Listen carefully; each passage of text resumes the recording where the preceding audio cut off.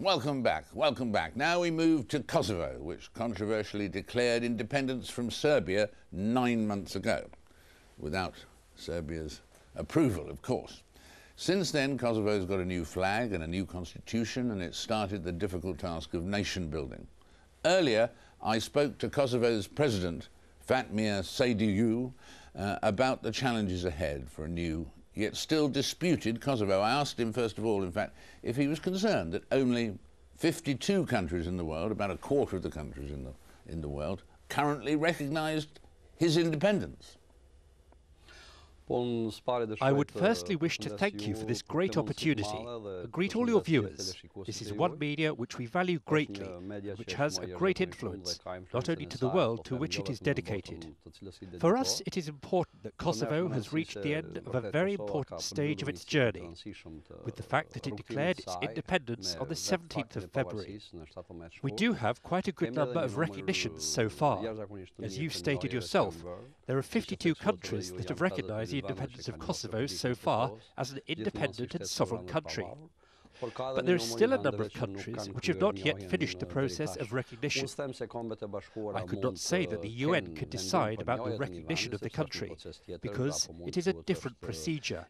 Or it could be said that its focus is not on that issue. But I can say that during this period there will be other cooperations with individual countries, in order to increase the number of countries that will recognise the Republic of Kosovo, to create opportunities for the membership of Kosovo in various international mechanisms, starting with the ones of a monetary character up to the membership of Kosovo into the UN organisation. It is essential, we say, that Kosovo wishes to prove itself as an important partner with all countries of the world, with all countries being taken into account, and starting very good cooperation with the regional countries. What is of great importance is the fact that Kosovo had been recognised by its neighbouring countries. It's been recognised by Montenegro, Macedonia and Albania, and we wish to have good relations tomorrow with Serbia itself. So I can say that other regional countries like Bulgaria, Croatia, and countries which have come out of the breakup of former Yugoslavia have recognised the Republic of Kosovo, which has given us a great opportunity to believe that we are on the right path, which will help us to develop other important processes, since we are in Europe and it's our ambition to become full members of the EU and NATO. And do you think that one day you will have a Kosovan embassy in Serbia? Yes, we have always stated, and we're saying again now, that we are ready to develop the best possible relations with the Republic of Serbia, with the Serbian people, because we consider it to be a very important part of the southeast region. And also, I would say that this attitude of ours could be seen by others as a paradox. Serbia has not made an apology for their crimes committed in Kosovo against the Albanian majority. You should have in mind that almost half of the population of Kosovo during the 1998-99 war was expelled from the country.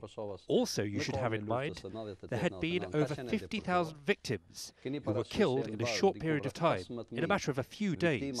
You should have in mind in Kosovo there are still 2,000 people missing whose fate is not known.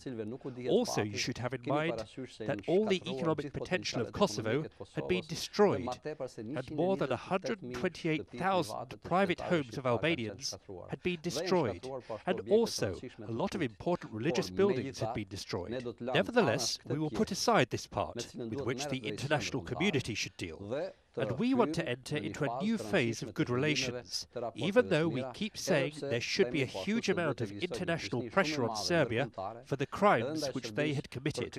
Unfortunately, Serbia, even to this day, has the attitude to protect the war criminals. Each Serbian government, starting from Milosevic onwards, knows the whereabouts of the war criminals who have committed crimes in Croatia, Bosnia, and committed crimes in Kosovo. So for us, it is more important that international justice deals with these matters. And for ourselves, it is important to present a vision of good neighbouring relations, to cooperate on important matters which some countries should deal with, and also to move towards the integration processes jointly. But international justice so far has been too slow, has it? Should be quicker. I believe so. There should be more pressure applied so that Serbia hands over these people, not to allow the surrender of these people in the way Serbia wants it and is doing now. I would say that even Karadic's whereabouts, who'd been captured or apparently surrendered a while ago, had been known for 15 years. It's also known the whereabouts of Mladic, lots of other generals, and important people of the police, intelligence services, and the army. They know that. They know where Mladic is hiding. Absolutely. I believe they know their whereabouts and the whereabouts of the war criminals that committed crimes in Kosovo.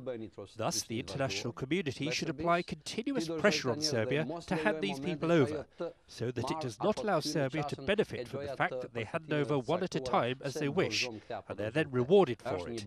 This is an international obligation. I will say another thing which comes from my own professional makeup, that those who hide people who have committed crimes, they themselves are complicit in the crime. And those that don't hand people over who are pursued by the international justice are themselves collaborators of the people who've acted in providing hiding places for these criminals. And this is also linked with a lot of other issues regarding the unwillingness of the Serbian governments, including the current one, to refuse to offer an apology for the crimes committed, even if it was a long time ago. They have not asked for forgiveness for the crimes that have been committed. Where is Mladic, in fact? The Serbian government may know very well where he is. I don't know myself. I believe that they know. I believe they know where he is and where he goes. They know it, you think? Yeah. And in everyday life, do you have Serbian friends? Yes, we have people we work with together. I, as President of Kosovo, go and visit Serbian families. I've gone and visited for Easter holidays the leaders of the Decani monastery, which is a very important monastery of the Orthodox community. But perhaps I should also tell you that due to my visit, the leadership of the Serbian Orthodox Church has sacked the leaders of this monastery because of my visit. So we will have to be careful in our communications with them. We have to make human offerings that Kosovo can do in its best possible way and to leave it to time, so that Kosovo Serbs could become detached from the pressure and squeeze which is applied on them from Belgrade and, unfortunately, by certain circles of the Serbian Orthodox Church, who, unfortunately, as you may be aware, recently called for another war in the Western Balkans. Why should there be a new war? This is because the old theories that have stated that Serbian people can never be satisfied with the fact that other people should have the freedom or spiritual peace. For us, it is important that our freedom does extend to the point that it does not deny others their freedom.